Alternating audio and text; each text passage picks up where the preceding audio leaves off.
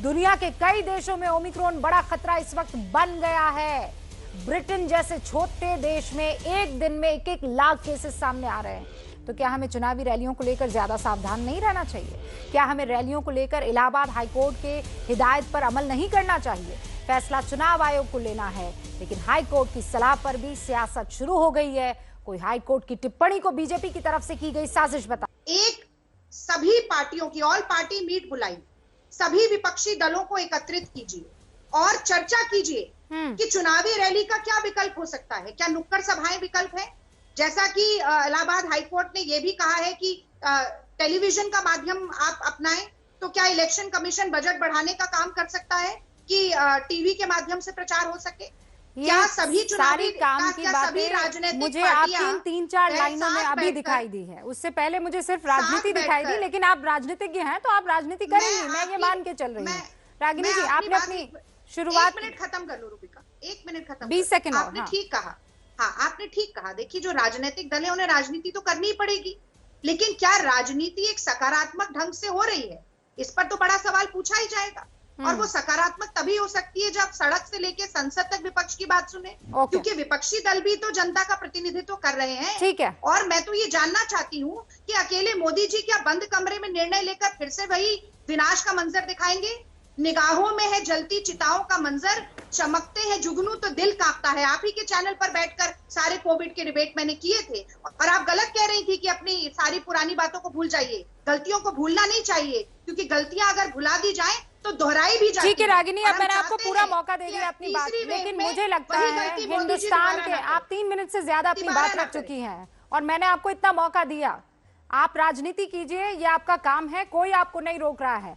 लेकिन हिंदुस्तान जैसे आबादी वाले मुल्क में इतनी बड़ी तादाद में इतने शानदार तरीके से वैक्सीनेशन किसी और मुल्क ने किया हो तो आप मुझे बता दीजिए। ये फख्र की बात है। जिस तरीके से हमने कोरोना से हमने डील किया है, किसी और मुल्क ने डील किया हो, आप मुझे बता दीजिएगा। लेकिन 1 सेकंड जवाब दीजिएगा। मैं कह रही हूँ आज वैक्सीनेशन को लेकर ये कोई नहीं कह सकता है, कोई और मुल्क नहीं कह सकता है कि हमने इतनी वैक्सीनेशन दी है। भारत और चीन के अलावा किसी की डॉक्टर अरविंद जनसंख्या है? डॉक्टर अरविंद 20 सेकंड, फिर मेरे 3 और मेहमान हैं। मैडम, डॉक्टर मैं 1 मिनट 31 दिसंबर तक पूरी देश की जनता को डबल डोज देंगे। 1 सेकंड, डॉक्टर साहब कुछ कहना चाह रहे हैं। रागिनी जी सुनिए, पहले तो आप कह रहे थे कि वैक्सीन है ही नहीं। पहले आप कह रही थी कि वैक्सीन है ही नहीं। मुझे मोदी जी का नहीं, मुझे हिंदुस्तान का महिमा मंडन करना है और करूंगी, मैं बड़े गर्व से करूंगी। हमने जिस तरीके से डील किया है, कोई और मुल्क वैसे डील नहीं कर सकता था कोरोना से। रैली रोकने के टाइम पर आपको मोदी याद आ रहे हैं, प्रियंका गांधी की रैलियों पर आप नजर नहीं डाल रही हैं, राहुल गांधी की रैलियों पर आप नजर नहीं डाल रही हैं, आप लोगों की हो रही मीटिंग पर आप नजर नहीं डाल रही है। ओके, अब रागिनी जी मैं रोक रही हूँ। डॉक्टर साहब, डॉक्टर अरविंद और उसके बाद शिवरास्ता। ओके रागिनी जी, बस डॉक्टर अरविंद,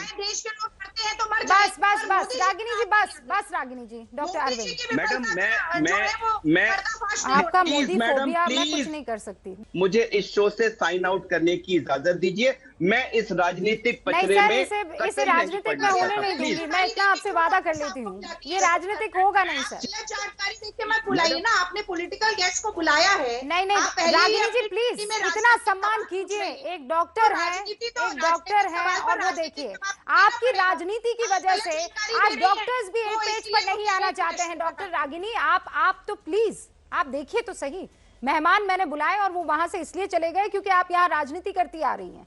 आज की तारीख में ये नहीं कर सकते हैं। शुभ रास्ता। आपने राजनीतिक एंगल से शुरुआत की, आप सवाल पूछ रही हैं कि कांग्रेस पार्टी। मैंने तो नाना पटोले से जोड़कर एक सवाल पूछा था मैडम। मोदी सरकार अपनी देश की जनता को वैक्सीनेट नहीं कर पा रही है तो मैं सवाल ना पूछूं? शुभ रास्ता। मरने दो जनता को फिर से। वैक्सीनेशन पर सवाल कैसे पूछ लेते हैं आप? मतलब क्या करूं सर, नहीं वैक्सीनेट किया पूरी देश की जनता को? 40 करोड़ लोगों को क्यों अभी तक मैं फिर कह रही हूँ, जिस तरीके का वैक्सीनेशन यहाँ हुआ है कोई और मुल्क कर नहीं सकता है। और ये मैं बहुत ही जिम्मेदारी के साथ कह रही हूँ। आप करती रहिए अपनी गंदी राजनीति, कोई इसे नहीं सुनेगा। अब शुभ रास्ता को स्क्रीन पर लाइए प्लीज। हाँ शुभ रास्ता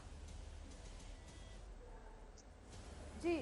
रूबिका जी, ये जो अभी शो पे हुआ ये एक बहुत बड़ा दृष्टांत है कि आज हम जितने भी सिविल सोसाइटी के लोग हैं, अगर हम सोचते भी हैं कि देश में एक पॉजिटिव पॉलिसी पे बात हो तो बात नहीं हो पाती है।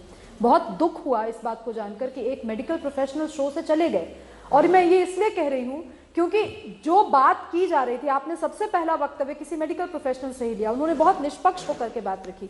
इलाहाबाद हाईकोर्ट ने जो भी कहा, एक तो हाईकोर्ट को कहने की जरूरत नहीं पड़ती, अगर हमारे देश के जो पॉलिटिकल पार्टीज हैं, वो चाहे कोई भी पॉलिटिकल पार्टी हो, अगर वो जिम्मेवार तरीके से राजनीति कर रहे होते, अगर वो जिम्मेवार तरीके से चुनावी सभाएं कर रहे होते, तो इलाहाबाद हाईकोर्ट को बोलने की जरूरत पड़ती ही नहीं। भाई हमारे देश में जो 3 अंग हैं, लेजिस्लेटिव, एग्जीक्यूटिव और जुडिशरी, उसमें जुडिशरी का रोल तभी बनता है जब ये बाकी के जो 2 पिलर्स हैं वो फेल हो रहे हैं। अब रागिनी जी को बुरा क्यों लगा मुझे समझ में नहीं आ रहा है। वैक्सीनेशन की जहां तक बात है, आपने बिल्कुल तथ्यात्मक बात कही है। वैक्सीनेशन को लेकर के भारत ने जो मिसाल कायम की है, उस मिसाल का अभी कोई सानी नहीं है। और दूसरी चीज, अगर इस डिबेट को राजनीतिक ही रखना है तो मैं बता दूं कि बहुत सारे पॉलिसीज तो इंदिरा गांधी जी के जमाने से चले आ रहे थे, उसका क्रियान्वयन आज तक ग्राउंड पे नहीं हो पाया है। तो ये वैक्सीनेशन को लेकर के क्यों बड़ी बड़ी बातें कांग्रेस पार्टी तो ना करे। लेकिन मैं मूल मुद्दे पर आती हूँ रूबिका जी। अभी उत्तर प्रदेश चुनाव के साथ साथ पूर्वोत्तर भारत में भी चुनाव है। पूर्वोत्तर भारत पिछली बार भी एक मिसाल बना था, कोविड को किस तरीके से उन लोगों ने कंटेन किया था रिस्पॉन्सिबल तरीके से। सीखना चाहिए।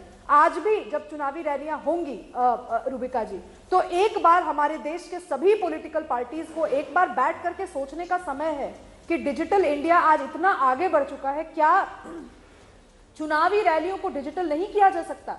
जो संसाधन लोगों की भीड़ जुटाने में इकट्ठा होते हैं, अगेन कोई भी पॉलिटिकल पार्टी वो करती हो, क्या उन संसाधनों से वैक्सीनेशन एफर्ट जो है उसको और डेवलप नहीं किया जा सकता? बूस्टर डोज नहीं दी जा सकती? क्या उन संसाधनों को कंटिंजेंसी प्लान के लिए नहीं रखा जा सकता? यही रूबिका जी आपको ध्यान है, जब मई जून का समय था, जिस समय भयावहता से चीजें देश में सबने झेली है, एक एक फैमिली, एक एक मिडिल क्लास फैमिली भारत का सफर रहा है, हर फैमिली से किसी न किसी की जान गई है। उस समय हम सबकी हालत खराब थी, किसी को बेड दिलवाने के लिए, किसी को ऑक्सीजन सिलेंडर मुहैया करवाने के लिए। क्या अभी जो देश के संसाधन हैं वो पॉलिटिकल कंसल्टेंसी फर्म्स और रैलियों के ऑर्गेनाइजेशन में न जा करके क्या इन चीजों को सुदृढ़ करने के लिए यूज नहीं किया जा सकता? ये सवाल जनता के सामने नहीं है रूबिका जी, ये सवाल इस देश की पॉलिटिकल राजनीतिक पार्टियों के सामने है, और ये पार्टियां कितनी जिम्मेवार है ये तो जनता देख रही है। ओके रागिनी जी, मैं मौका दूंगी, लेकिन उससे पहले 2 मेहमान। अभिषेक सोम, दुर्भाग्यपूर्ण कह रहे हैं समाजवादी पार्टी के रामगोपाल यादव, ये दुर्भाग्यपूर्ण है कि आप ये अनुरोध करें कि आप रैलियों को रोक लें, ये कैसे अनफॉर्चुनेट है, आप मुझे बताइए। देखिए, मुझे लगता है कि अगर रोक लगनी चाहिए थी तो पश्चिम बंगाल के चुनाव जब, और उस समय कोरोना महामारी अपने चरम पर थी और लोग दिन रात मर रहे थे, तब लगनी चाहिए थी।